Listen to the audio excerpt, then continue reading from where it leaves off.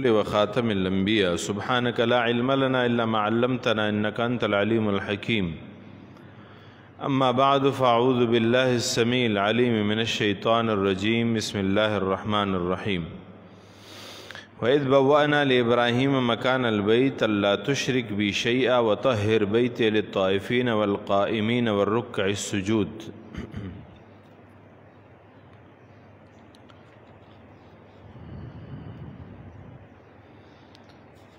فرماتے ہیں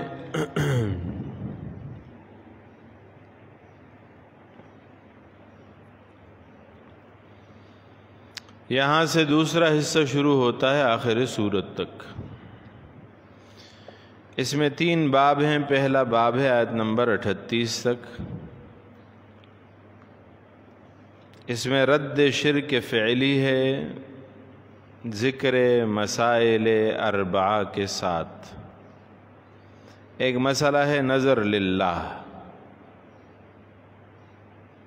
کوئی بھی آدمی کوئی چیز مان لیتا ہے کہ میرا فلاں کام ہوا تو میں یہ بکرا ذبح کروں گا اللہ کے نام پہ، اتنا پیسہ اللہ کے نام پہ دوں گا، وغیرہ وغیرہ۔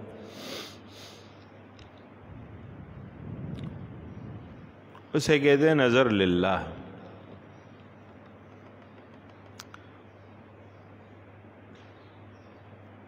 آیت نمبر 28 میں اس کا ذکر ہے۔ پھر تحریمات الہیہ، اللہ نے جو جو چیزیں حرام کی ہیں، آیت نمبر 30 میں اس کا ذکر ہے۔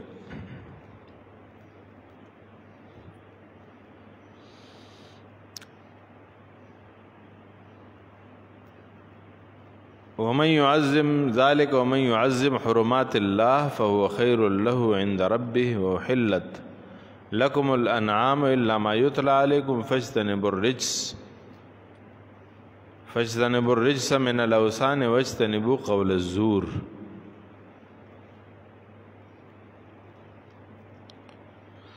نظر لغیر اللہ اور تحریم لغیر اللہ، ان کا ذکر بھی انہی آیات میں۔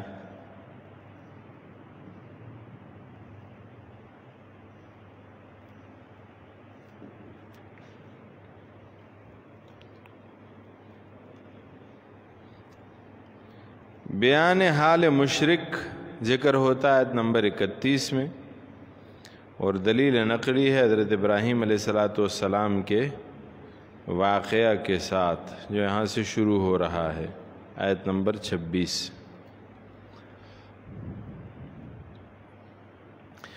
فرمایا وَإِذْ بَوَّأْنَا لِإِبْرَاهِيمَ مَكَانَ الْبَيْتِ، دلیل نقلی ابراہیم علیہ السلام کے ساتھ۔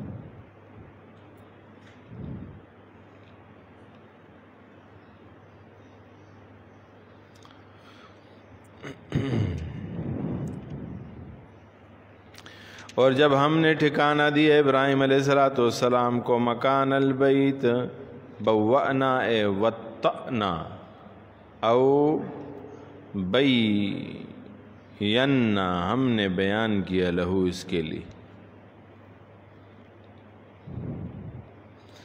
وَإِذْ بَوَّأْنَا لِإِبْرَاهِيمَ،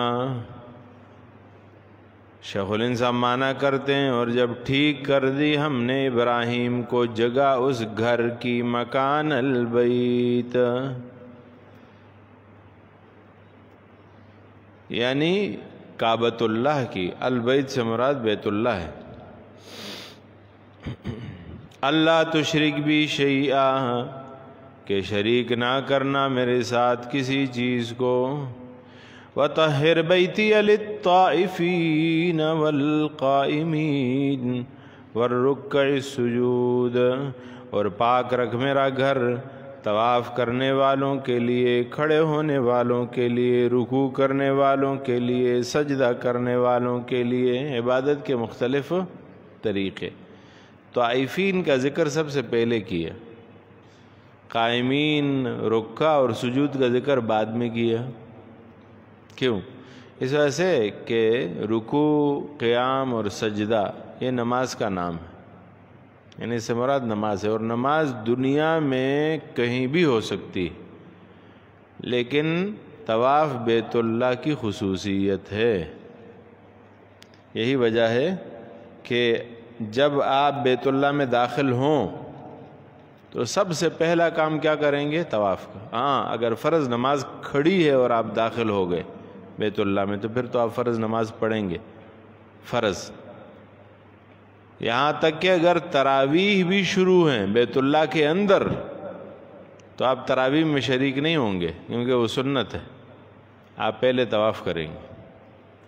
اور یہی وجہ ہے کہ جب فرض نماز پڑھی جاتی ہے تو بیت اللہ کا طواف رک جاتا ہے، اس کے علاوہ بیت اللہ کا طواف نہیں رکتا، فرض کے علاوہ کسی کام کے لیے بھی نہیں رکتا، چاہے وہ واجب نماز ہی کیوں نہ ہو، وتر کی، اس کے لیے بھی نہیں رکتا، نوافل کے لیے نہیں رکتا۔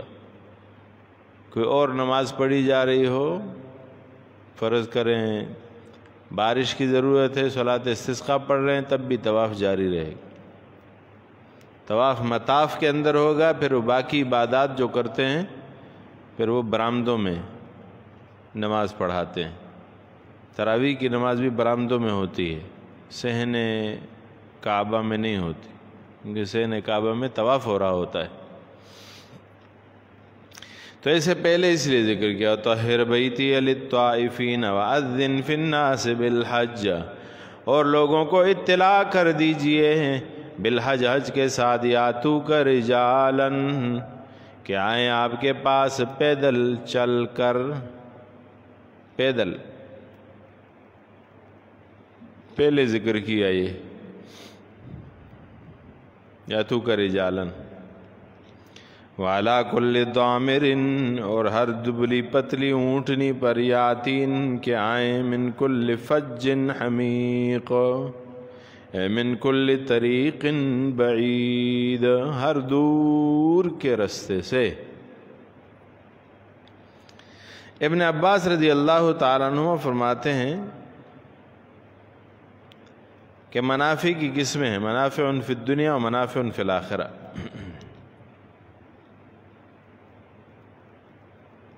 آگے آ رہا ہے وَلْيَشْهَدُوا مَنَافِعَ لَهُمْ، رد شرک فعلی اور نظر للہ ہے۔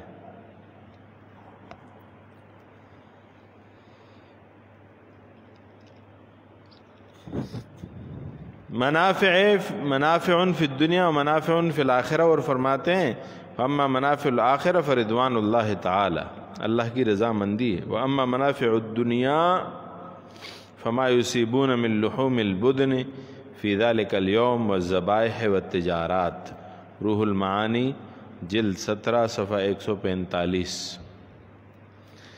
آخرت کا فائدہ کیا؟ آخرت کا فائدہ اللہ کی رضا ہے۔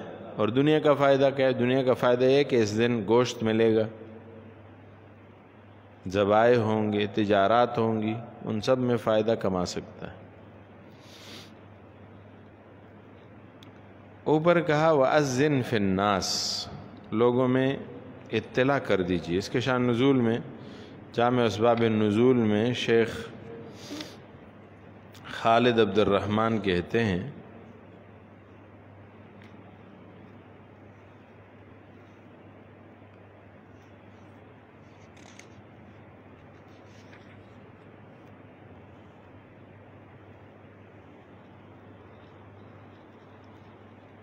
وَأَذِّن فِي النَّاسِ وعلى كل ضامر، وأذن في الناس بالحج يأتوك رجالا وعلى كل ضامر يأتين من كل فج عميق، قوله تعالى وعلى كل ضامر الآية۔ أخرج ابن جرير عن مجاهد قال كانوا لا يركبون فأنزل الله يأتوك رجالا وعلى كل ضامر فأمرهم بالزاد ورخص لهم الركوب۔ یہ ضامر جو اونٹنی تھی نا، اس پر سواری نہیں کیا کرتے تھے عرب، تو قرآن کریم کی اس آیت سے ان کو جواز مل گیا۔ یاتوک رجالن اے مشاتن علی ارجلہم، اپنے پاؤں پہ چلنے والے۔ اور ضامر کسے کہتے ہیں؟ بعیر محزول من بعد الشقۃ، محزول کمزور اونٹنی دبلی پتلی، فرمایا لیشہدوا منافع لہم،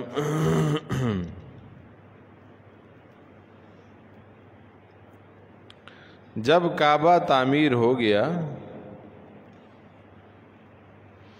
تو ایک پہاڑ پر کھڑے ہو کر ابراہیم علیہ السلام نے پکارا، لوگوں تم پر اللہ نے حج فرض کیا، حج کو آؤ۔ حق تعالیٰ نے یہ آواز ہر طرف ہر ایک روح کو پہنچا دی بلا تشبیہ، جیسے آج کل ہم امریکہ یا ہندوستان میں بیٹھ کر لندن کی آوازیں سن لیتے ہیں، جس کے لیے حج مقدر تھا، اسی روح نے لبیک کہا۔ وہی شوق کی دبی ہوئی چنگاری ہے کہ ہزاروں آدمی یا پیادہ تکلیفیں اٹھاتے حاضر ہوتے ہیں، اور بہت سے اپنی اتنی دور سے سوار ہو کر آتے ہیں کہ چلتے چلتے اونٹنیاں تھک جاتی ہیں اور دبلی ہو جاتی ہیں، بلکہ عموماً حاجیوں کو عمدہ سانڈنیاں کہاں ملتی ہیں، انہی سوکھے دبلے اونٹوں پر منزلیں طے کرتے ہیں۔ یہ گویا اس دعا کی مقبولیت کا اثر ہے جو حضرت ابراہیم علیہ السلام نے کی، فَجْعَلْ أَفْئِدَةً مِّنَ النَّاسِ تَهْوِي إِلَيْهِمْ، سورہ ابراہیم میں ہم پڑھ چکے ہیں۔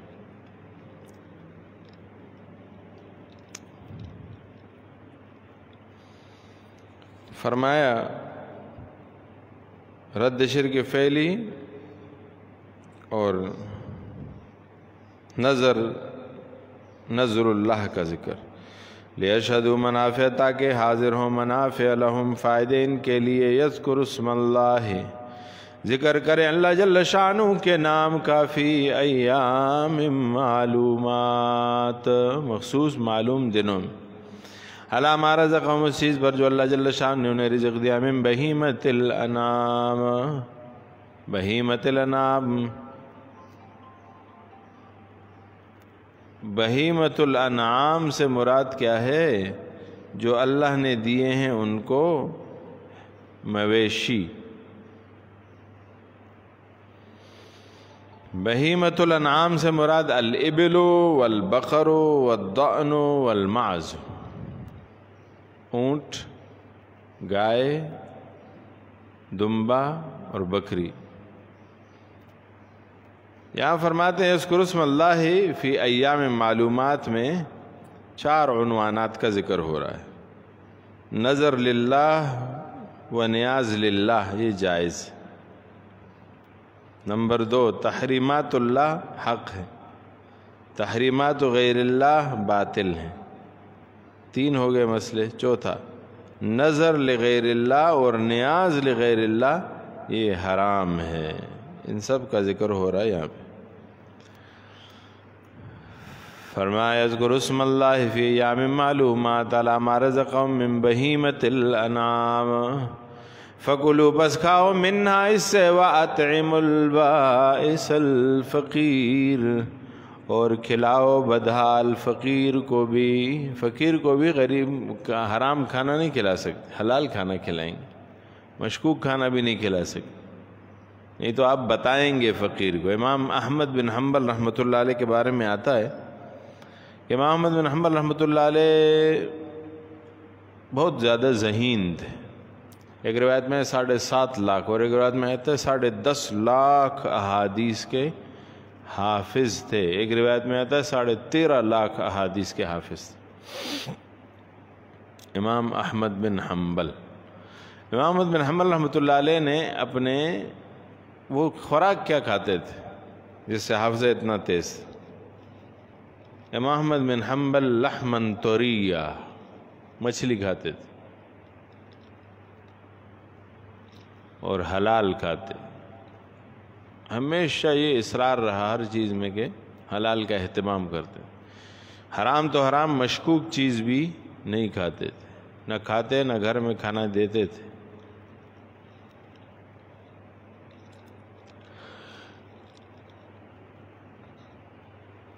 اسی حلال کے طلب نے امام احمد بن حنبل کو دریا پہ لا کے بٹھا دیا۔ مالدار آدمی تھا، دریا پہ آ کے بیٹھ گئے۔ مقصد کیا تھا حضرت امام احمد بن حنبل کا؟ کہ نہ کسی سے جھگڑا کرنا پڑے گا، نہ لڑنا پڑے گا، نہ کچھ کرنا پڑے گا، سامنے سامنے کی بات ہوگی۔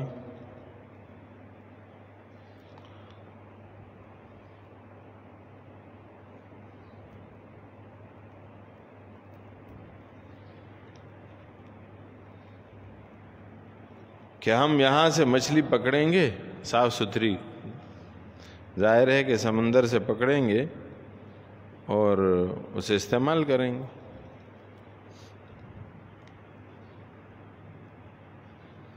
اس پہ کیا شک ہوگا، یہ تو حلال مال ہے، بازار میں تو پڑا نہیں ہے کہ ہم کہیں کہ شاید حرام مال ہو۔ خود دریا کے پاس رہتے تھے تاکہ دریا میں سے انہیں اس شکار کو پکڑ کے خود استعمال کریں۔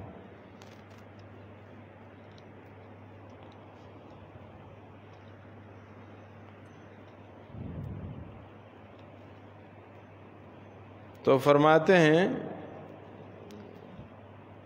کہ ایک دن ایسا ہوا کہ آپ بہت احتیاط کرتے تھے، صرف اسی دریا کی مچھلی کھاتے تھے اور اسی پہ گزر بسر ہوتا تھا۔ تو ایک دن یوں ہوا کہ ایک فقیر آیا، کوئی آدمی آیا اور اس نے گوشت دے دیا امام احمد بن حنبل کے گھر۔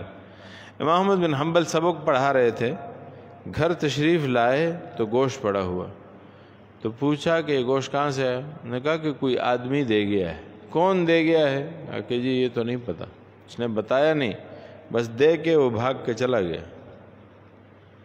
امام احمد بن حنبل نے کہا میں تو نہیں کھاؤں گا یہ گوشت۔ امام احمد کے گھر اس دور کا کوئی آدمی گوشت دے کے جائے گا تو ظاہر ہے پاک ہی ہوگا، صاف ہی ہوگا، لیکن پتہ نہیں ہے کہ کون دے کے گیا۔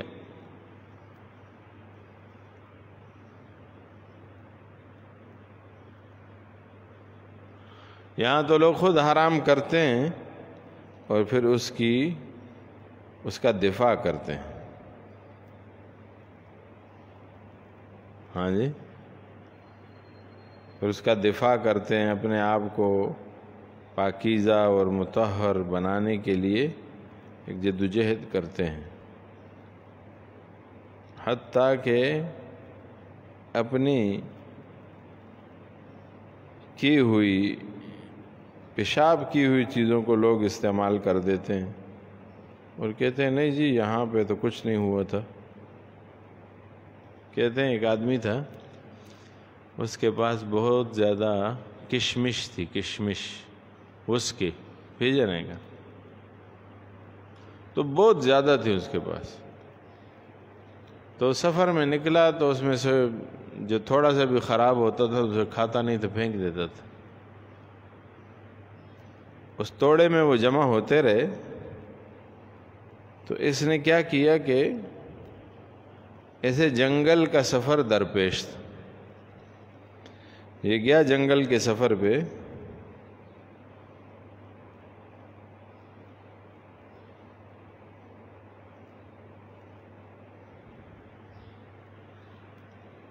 تو یہ آگے جاتے جاتے جاتے اس کشمش سے دل بھر گیا۔ اب کوئی بھی چیز زیادہ ہوتی ہے تو اس سے دل بھر جاتا ہے، اس کا دل بھر گیا اس کشمش سے، تو اسے ایک جگہ پھینک دیا اور اس پہ کھڑے ہو کر پیشاب کر دیے کہ نہیں کھاتا ہے میں فضول چیز۔ غصہ آ گیا اسے، تو بھائی اگر تو نہیں کھاتا تو ٹھیک ہے پھینک دے، لیکن اوپر پیشاب کیوں کر رہا ہے؟ اس کا مقصد تھا میں نہیں کھاتے تو کوئی اور بھی نہ کھائے، یہی مقصد ہو سکتا ہے۔ باہر کے پیشاب کر کے آگے چلا گیا، آگے گیا تو اس کے پاس خوراک ختم ہو گئی، خوراک ختم ہو گئی تو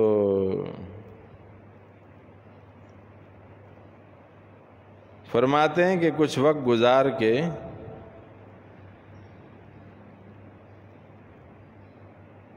یہ بھوک اور پیاس سے بری حالت میں ہو گئے، خصوصاً بھوک.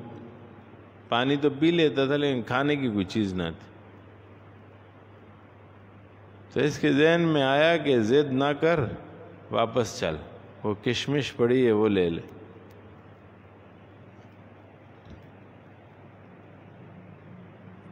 تو ایک دن اور ایک رات بھوکا رہنے کے بعد آخر اس نے اپنے آپ کو راضی کیا اور واپس آ گیا. واپس آ گیا تو وہ کشمش کا ایک ایک دانہ جو ہے نا وہ نکالتا ہے، کہتا ہے نہیں نہیں اس پہ پیشاب کا قطرہ نہیں آیا ہے، یہ سائڈ پہ پڑا ہوا ہے. تو اسے ہاتھ سے صاف شاف کر کے کھا لیتا. پھر دوسرا اٹھاتا، کہتا نہیں نہیں اس پہ بھی نہیں آیا ہے. اس طرح کرتے کرتے کرتے وہ سارے جو کشمش کے دانے تھے نا وہ سارے کھا گیا.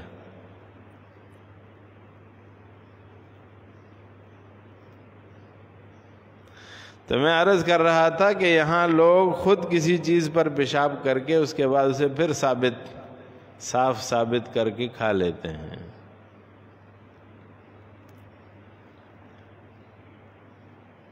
تو حضرت امام احمد بن حنبل رحمۃ اللہ علیہ کا واقعہ چل رہا تھا. امام احمد بن حنبل رحمۃ اللہ علیہ کے گھر کسی نے گوشت دے دیا، چلے گئے. امام احمد گھر آئے، گھر والوں نے بتایا گوشت آیا ہے. انہوں نے کہا کس نے بھیجا؟ کہا پتہ نہیں. کہا میں نہیں کھاؤں گا. انہوں نے کہا کہ آپ نہیں کھائیں گے تو ہم بھی نہیں کھائیں گے. گھر والوں نے بھی کھانے سے انکار کر دیا. تو گوشت پڑا ہوا تھا، ظاہر ہے وہاں کوئی فریزر فریج اور اس قسم کی چیزیں تو تھی نہیں.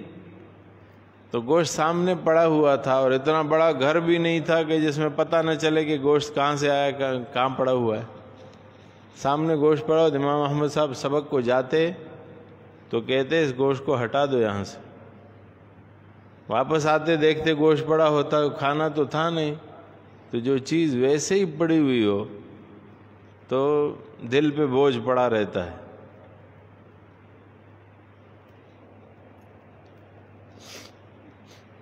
تو کوئی سوال ہی آ گیا.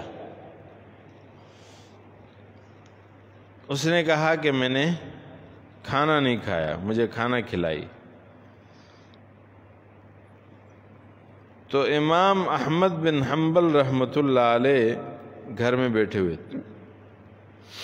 تو امام احمد کی بیوی نے نوکرانی کو کہا کہ ایسا کرو وہ گوشت پڑا ہے وہ سارا اسے دے دو، فقیر کو. تو امام احمد بیٹھے ہوئے تھے، انہوں نے سن لیا. تو کہنے لگے اس فقیر سے کہو کہ احمد نے نہیں کھایا ہے یہ گوشت اسے دے دو، لیکن ساتھ میں یہ بھی بتاؤ کہ احمد نے نہیں کھایا گوشت. باہر دروازے پہ لے گئی وہ کنیز، گوشت بھی دے دیا اور کہا کہ امام احمد نے اسے نہیں کھایا ہے. تو اس نے کہا امام احمد نے نہیں کھایا تو کوئی نہ کوئی مسئلہ تو ہوگا نا اس میں بھی نہیں کھاتا. ادھر ہی پھینک کے چلا گیا. گوشت پھر رہ گیا. امام احمد بن حنبل رحمۃ اللہ علیہ آتے جاتے دیکھتے تو گوشت سے بدبو شروع ہو گئی ایک دن. امام احمد نے پھر جاتے بیوی کو کہا اسے ہٹا دو یہاں سے. تو امام احمد کی بیوی نے باندی کو کہا کہ اس گوشت کو یہاں سے اٹھا کے باہر کہیں ہٹا دو. اس باندی کے خیال میں آیا کہ اگر باہر پھینکوں گی تو بدبو ہوگی، نقصان ہوگا، کیوں نہ اس دریا میں پھینک دوں، مچھلیاں کھا لیں گی. تو اس نے ایسا کیا کہ اس گوشت کو اٹھا کے دریا میں پھینک دی.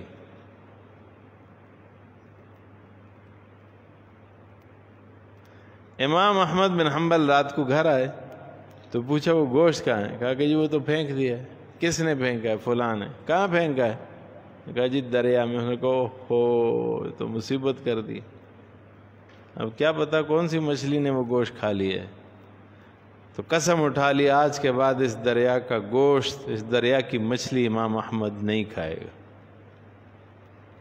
یہ تھے پاک صاف لوگ. فَكُلُوا مِنْهَا وَأَطْعِمُوا الْبَائِسَ الْفَقِيرَ. پاک کھانا خود بھی کھاؤ اور بائس و فقیر کو بھی، بدحال فقیر کو بھی کھلاؤ. ثم لیقضوا تفثہم، تاکہ دور کریں میل کچیل، گندگی.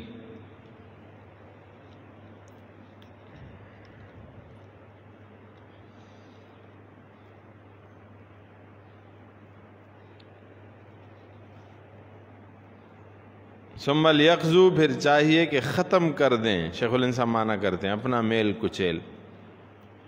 دور کریں یا ختم کریں ایک ہی معنی ہے. وَلْيَطَّوَّفُوا وَلْيُوفُوا نُذُورَهُمْ، اور چاہیے کہ پورا کریں ان کی نظریں، یعنی جو نظر حق کی ہے، جائز ہے، اسے پورا کرنا چاہیے. آپ نے کوئی نظر مانا ہے تو اسے پورا کیجیے.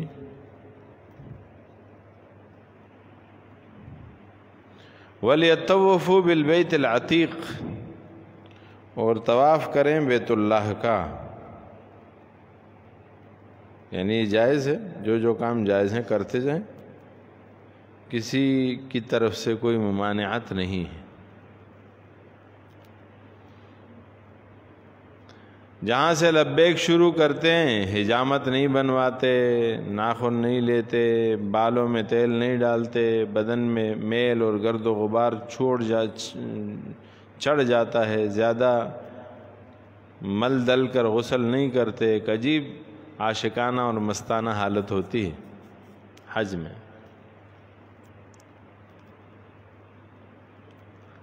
اب 10ویں تاریخ کو سب قصے تمام کرتے ہیں، حجامت بنوا کر، غسل کر کے، سلے ہوئے کپڑے پہن کر.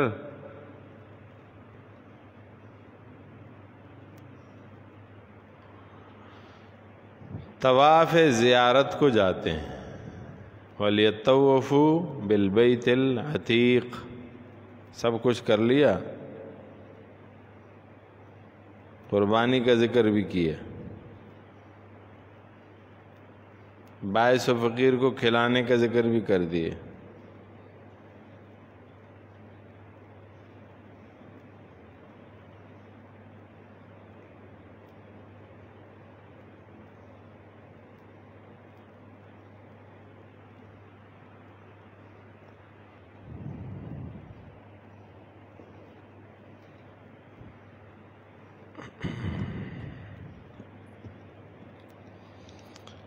فرماتے ہیں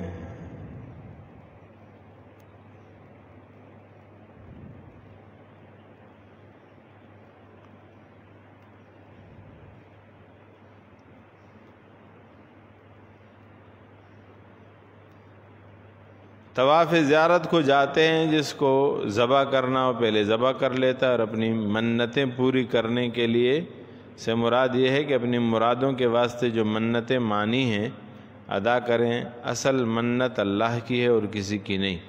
بعض کے نزدیک نذور کے لفظ سے مناسک حج یا واجبات حج مراد ہے، اور یہی اقرب معلوم ہوتا ہے، واللہ عالم.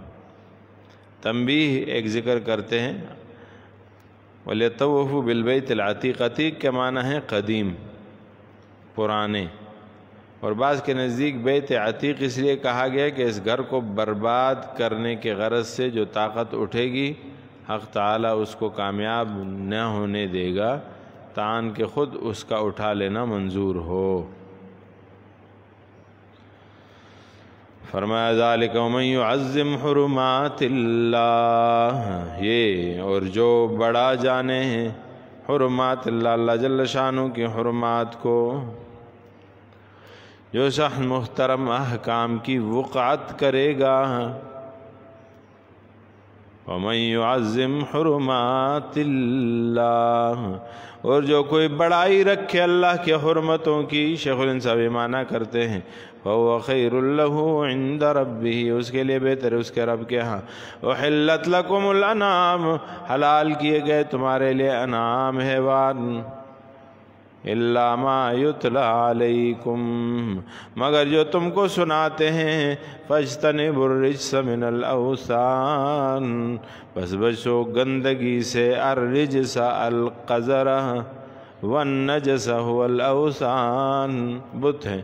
واجتنبوا قول الزور، اور بچو قول الزور جھوٹی بات سے، قول الباطل والکذب القبیح، والکذب القبیح، ان سے بچو۔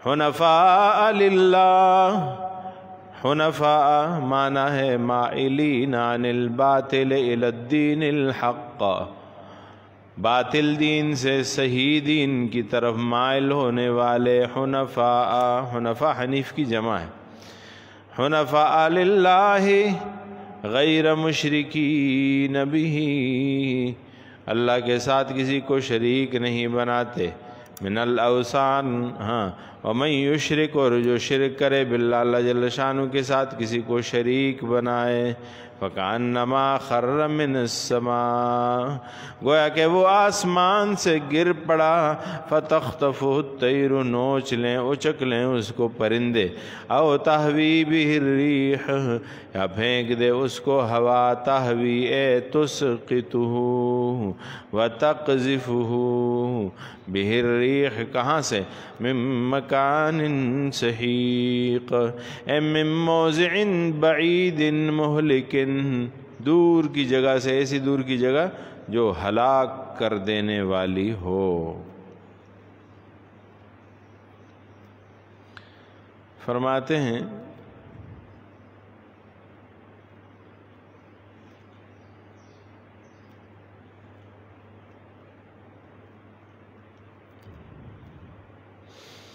حنفاء للہ غیر مشرکین بہ،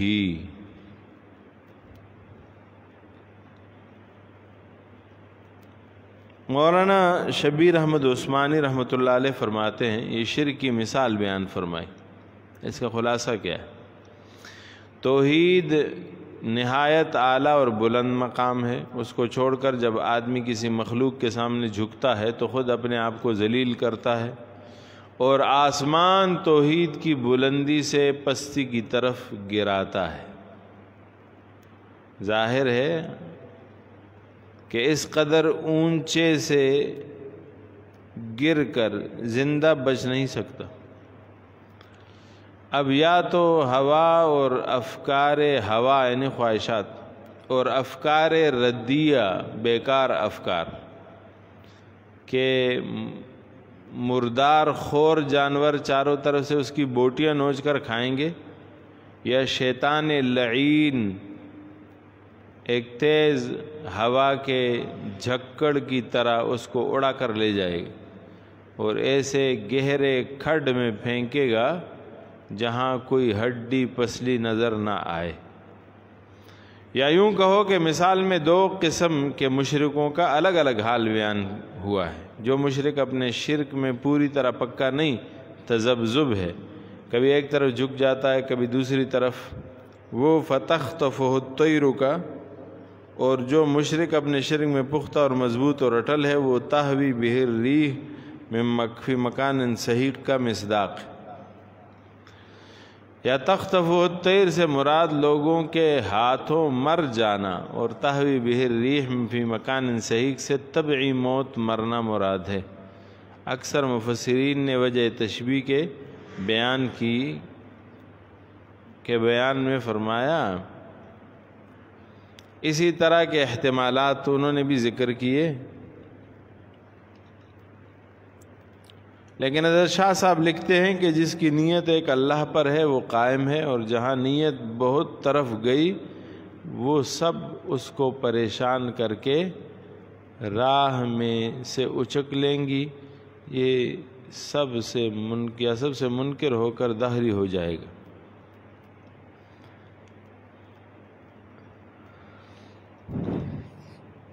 فرمایا ذالک ومن یعظم شعائر اللہ، یہ ہے اور جو شعائر اللہ کو کی تعظیم کرے، شعائر اللہ کی تعظیم شرک میں داخل نہیں ہے، یاد رہے۔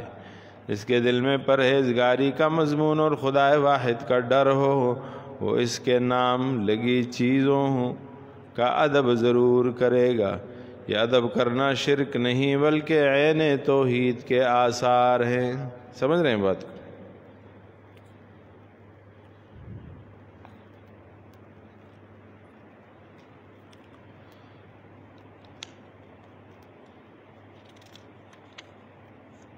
امام حسن بصری فرماتے ہیں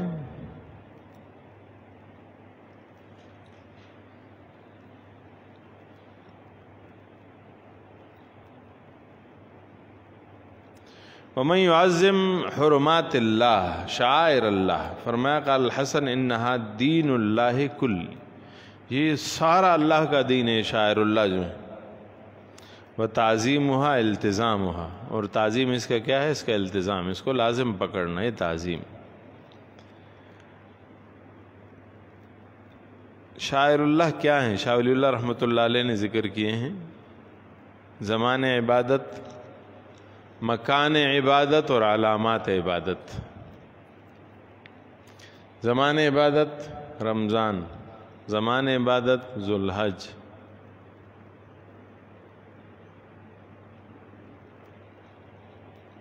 مکان عبادت مسجد بیت اللہ،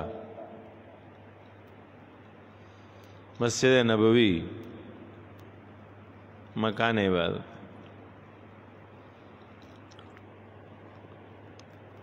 بیت المقدس یا ساری دنیا میں بننے والی مساجد، اس میں عارضی عبادت گاہیں شامل نہیں ہوں گی، اسے مسجد نہیں کہہ سکتے۔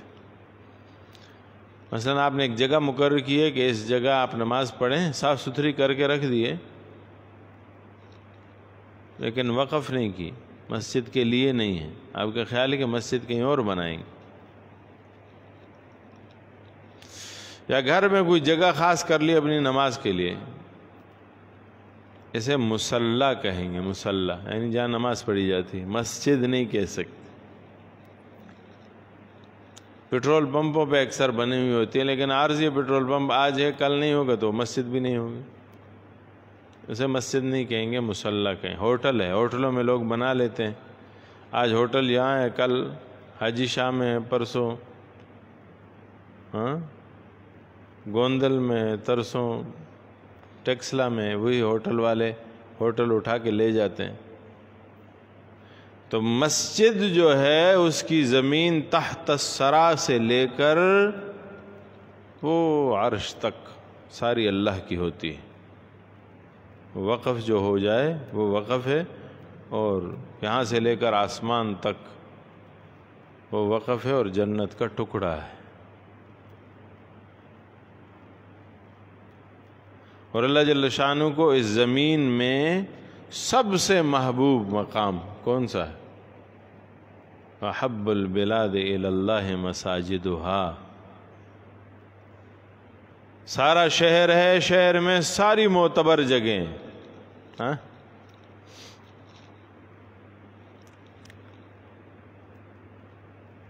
یہاں پہ ڈی پی او کا آفس ہے، ڈسٹرکٹ پولیس آفیسر، یہاں پہ ناظم اور چیئرمین کا آفس ہے، یہاں پہ ایجوکیشن تعلیم کے بڑے کا آفس ہے، زراعت کے بڑے کا آفس ہے، مختلف قسم کے کام ہوتے ہیں۔ انتظامی امور میں ہر انتظامیہ کا جو سربراہ ہے ذلی طور پہ وہ ضلع میں بیٹھتا ہے،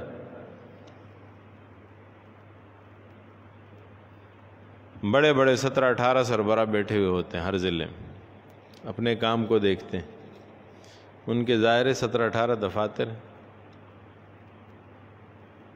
بڑے بڑے لوگ یہاں بیٹھے ہوئے ہیں، ان کے مقامات بنے ہوئے ہیں، بادشاہ کا صدر ہاؤس ہے، وزیر اعظم کا پرائم منسٹر ہاؤس ہے، اور عدالتیں ہیں یہاں پہ جن کا احترام کیا جاتا ہے۔ عدالت میں کوئی اونچی نیچی بات، اونچی آواز سے بات کر لیں تو کہتے ہیں یہ توہین عدالت ہو گئی ہے، کیس ٹھوک دیتے ہیں اس میں۔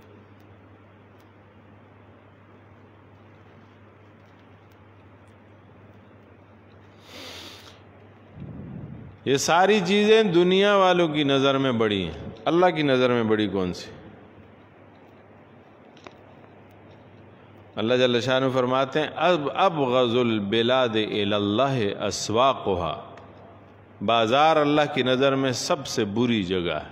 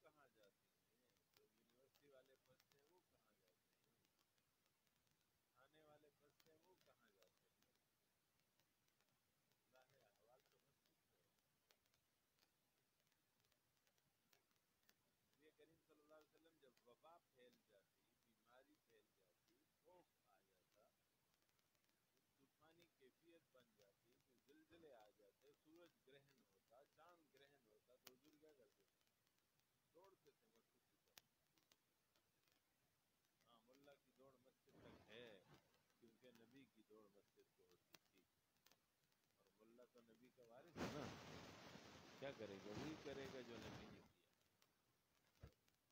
کیا۔ مشکلات میں کس طرح میں عرض کر رہا تھا کہ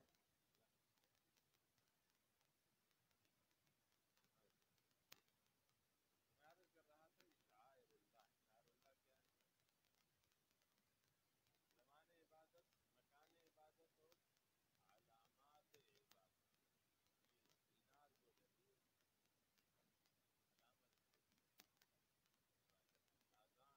اذان یہ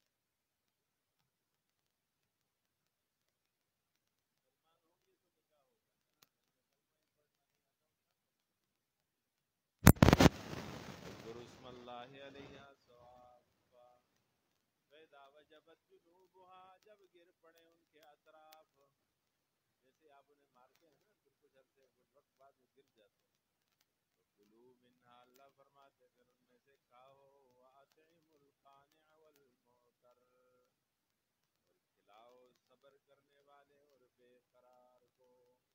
اللہ کیسے جانتے ہیں ہماری فطرت کو؟ قربانی کا گوشت جب آتا ہے نا سامنے تو دو قسم کے لوگ، دو قسم کے جذبے آپ کو دکھائی دیں گے۔ کچھ لوگ ایسے ہوتے ہیں جو گوشت کے پیچھے پھر رہے ہوتے ہیں، گلی گلی پھر رہے ہوتے ہیں، ہم نے کہا معتر۔ اور کچھ ایسے ہیں جو گھر میں بیٹھے ہوئے ہیں، کوئی لے آیا تو لے، میں کھا لوں گا، نہیں تو میں پھر نہیں سکتا، یہ کہتے ہیں قانع۔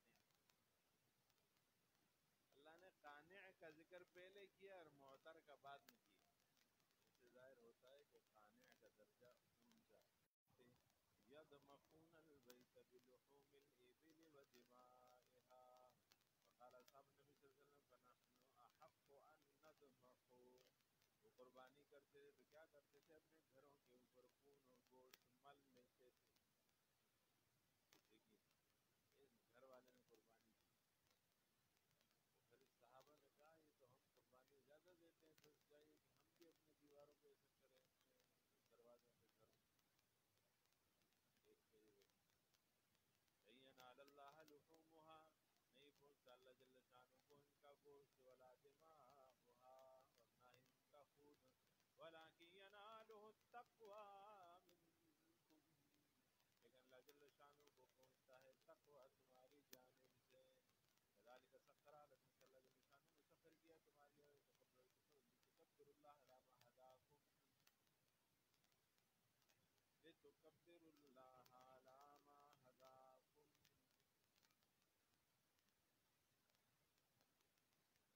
فرمایا تاکہ تم کیا کرو،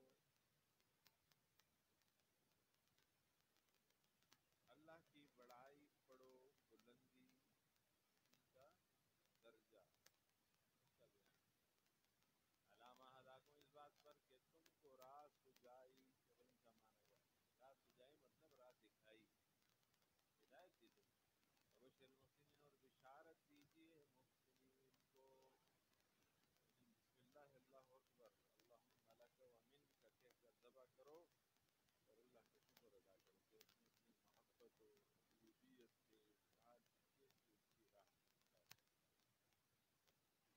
اور ایک جانور کی قربانی کو گویا خود تمہاری جان قربان کرنے کے قائم مقام بنا دیا۔ تو سمجھو کوئی آدمی قربانی کرتا ہے تو اس کا مطلب یہ ہے کہ اس نے اپنی جان اللہ کے لیے قربان کر دی، اس کا اتنا ثواب ملتا ہے۔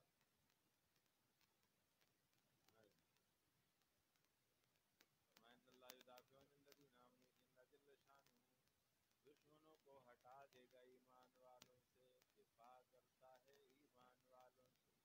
ان اللہ لا يحب كل خوان کفور، اللہ جل شانہ محبت نہیں کرتا ہر دغا باز ناشکرے سے۔ ان الذین کفروا ویصدون عن سبیل اللہ، اور مسجد الحرام میں ان کفار کا ذکر تھا جو مسلمانوں کو حرم شریف کی زیارت اور حج عمرہ وغیرہ سے روکتے تھے۔ درمیان میں مسجد حرام اور اس کے متعلقات کی تعظیم و ادب کے احکامات بیان فرمائے، اب پھر مضمون ثابت کی طرف عود کیا گیا، یعنی مسلمان مطمئن رہے اللہ تعالیٰ ان قریب دشمنوں سے ان کا رستہ صاف کر دے گا، کہیں بھی کوئی دشمن نہیں آئے گا۔ فرمایا اب آگے بتاتے ہیں اذن للذین یقاتلون بأنہم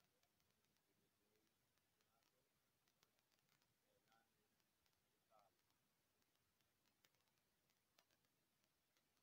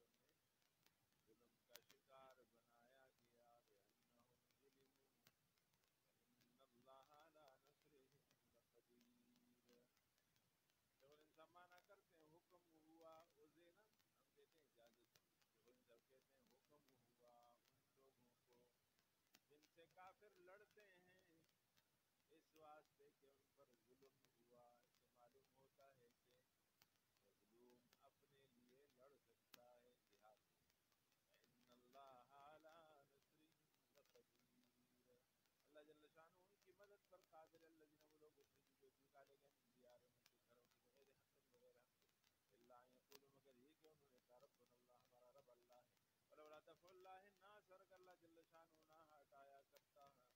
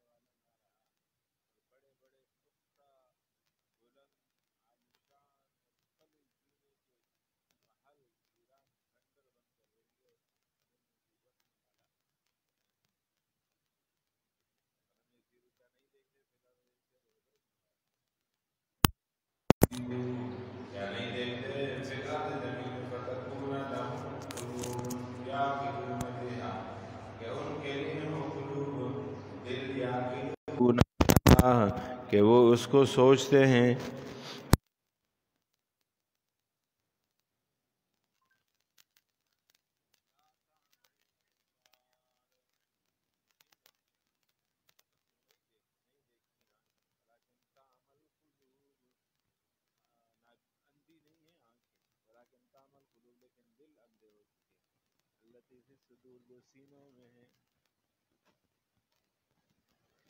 انہا میں ضمیر جو ہے ضمیر قصہ ہے.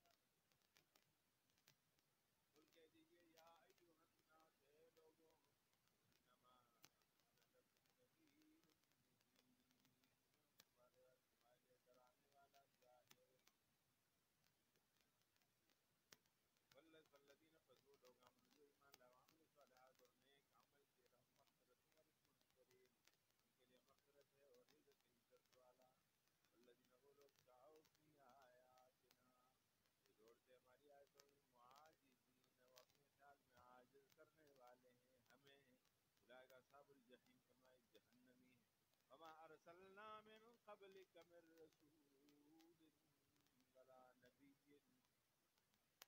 عداوت شیطان. وما ارسلنا من قبلك من رسول ولا نبی. اس کے شان نزول میں ابن منذر کہتے ہیں من طریق سعید بن جبیر قال قرأ النبي صلی اللہ علیہ وسلم مکہ والنجم فلما بلغ افرأيتم اللات والعزى اس آیت تک پہنچے ومناة الثالثة الأخرى القى الشیطان فی مسامعهم. شیطان نے نبی صلی اللہ علیہ وسلم کے کانوں میں اس بات ڈالی. وہ کیا تھا؟ تلک الغرانیق العلا فإن شفاعتهن لترتجى. یہ بڑے خدا ہیں اور ان کی شفاعت کی آپ امید رکھتے. حضور صلی اللہ علیہ وسلم نے یہ اپنی زبان سے دوران نماز ادا کیے تو شیطان نے نبی کریم صلی اللہ علیہ وسلم سے نکلوائے. صحابہ کرام نے بعد میں سوال کیا تو حضور اکرم صلی اللہ علیہ وسلم نے فرمایا کہ ایسا نہیں تھا، میں نے ایسا کچھ نہیں کہا. بعض کہتے ہیں سحر کا اثر تھا.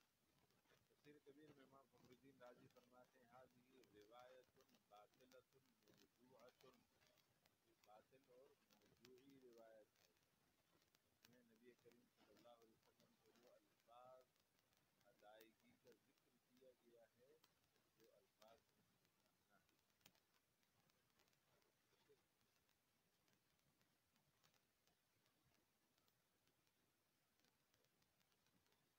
بحر محیط نے لکھا ہے، قرطبی نے مدارک نے، یا